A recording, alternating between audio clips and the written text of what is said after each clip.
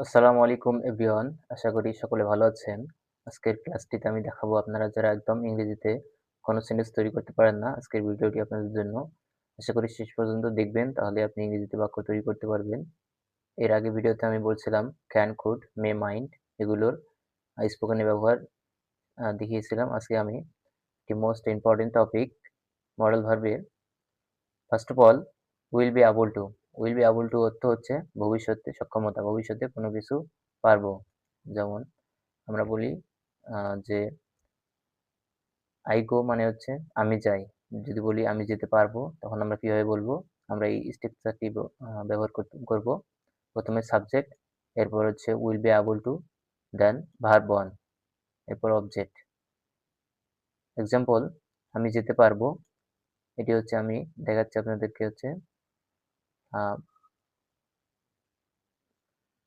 First পারসনের ক্ষেত্রে এটি এরকম হবে, I will be able to গো, আমি যেতে পারবো। সেকেন্ড পারসনের ক্ষেত্রে হবে, তুমি যেতে পারবে, you will be able to go. এবং থার্ড পারসনের ক্ষেত্রে হবে, সে যেতে পারবে, he will be able to go. এই একটি স্ট্রাকচার ব্যবহার করে আমরা আরো অসংখ্য সেন্টেন্স মেক করতে পারবো। দেন অ্যাম, ইজ, আর, এবল টু এর অর্থ হচ্ছে কোনো কিছু সক্ষম, বর্তমানে কোনো কিছু করতে সক্ষম আমরা এটি ব্যবহার করব। সাপোজ এটি স্ট্রাকচারটি হচ্ছে subject plus am, is, are plus able to plus verb one, object. For example, first পারসনের ক্ষেত্রে আমি যেতে সক্ষম, I am able to go. Second পারসনের ক্ষেত্রে তুমি যেতে সক্ষম, you are able to go. Third পারসনের ক্ষেত্রে সে যেতে সক্ষম, he is able to go. Then was, were able to অর্থ কোনো কিছু করতে সক্ষম ছিল বা ছিলে। এর স্ট্রাকচারটি হচ্ছে subject plus was, were plus able to plus verb one plus object. Example, আমি যেতে সক্ষম ছিলাম, I was able to go. Second পারসনের ক্ষেত্রে তুমি যেতে সক্ষম ছিলে, you were able to go. Third পারসনের ক্ষেত্রে সে যেতে সক্ষম ছিল, হি ওয়াজ এবল টু গো।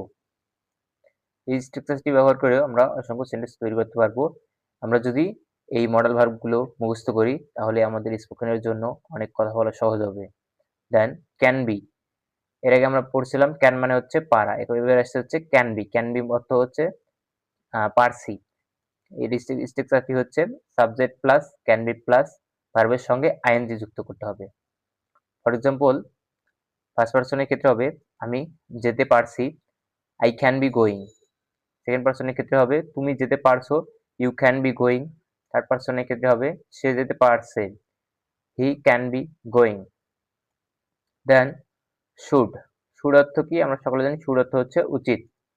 এটি হচ্ছে সাধারণ মডেল ভার্বের sense, subject plus should plus V one. যেমন আমার যাওয়া উচিত, আই শুড গো। সেকেন্ড পারসনে তোমার যাওয়া উচিত, ইউ শুড গো। তার যাওয়া উচিত, he should go, he should should go. তার যাওয়া উচিত, he should go. Then should have, should have অর্থ হচ্ছে উচিত ছিল, আমার কোনো কিছু গতিতে করা উচিত ছিল। যেমন আমার যাওয়া উচিত ছিল, I should have, I should have gone.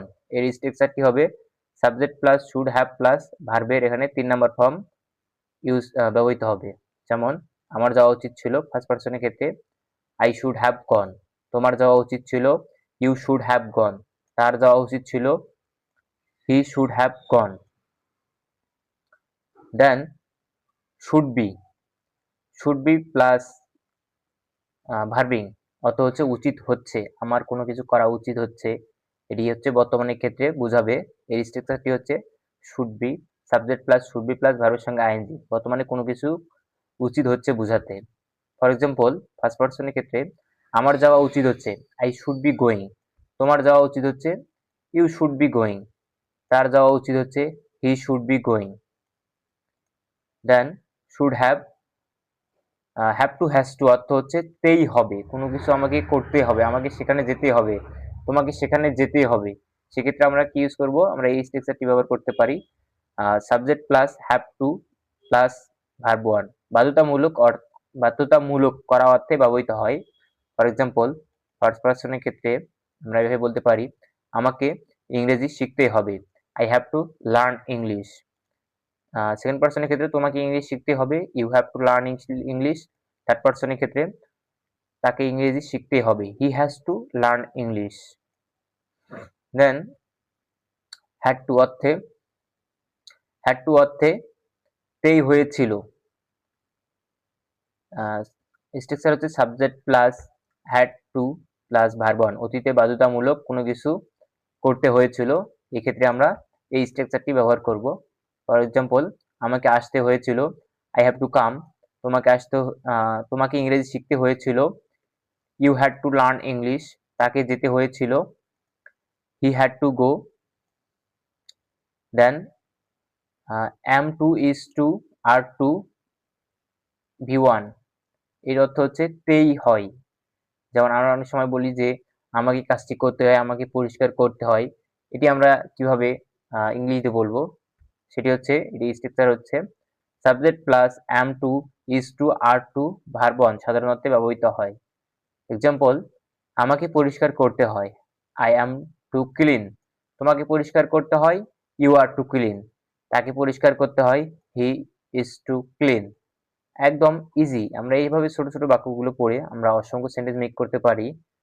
দেন হচ্ছে ওয়াজ টু এবং ওয়ার টু, অর্থ হচ্ছে তেই হয়েছিল, আমাকে কোনো কিছু করতেই হয়েছিল, আমাকে সেখানে যেতে হয়েছিল, আমাকে আসতে হয়েছিল, আমাকে কাজটি করতে হয়েছিল।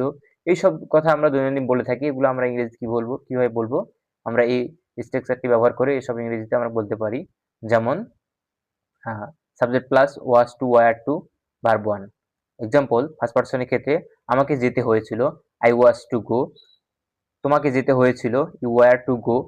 তাকে যেতে হয়েছিল, হি ওয়াজ টু গো। এই স্ট্রাকচার কয়েকটি এখানে আমার হচ্ছে 11টি স্ট্রাকচার আছে। এই 11টি স্ট্রাকচার যদি আপনারা মুখস্থ করেন, স্পোকেনে আপনারা আশা করি আরো সুন্দরভাবে কথা বলতে পারবেন। আশা করি সকলে বুঝতে পারছেন। ধন্যবাদ সকলকে। আসসালামু আলাইকুম।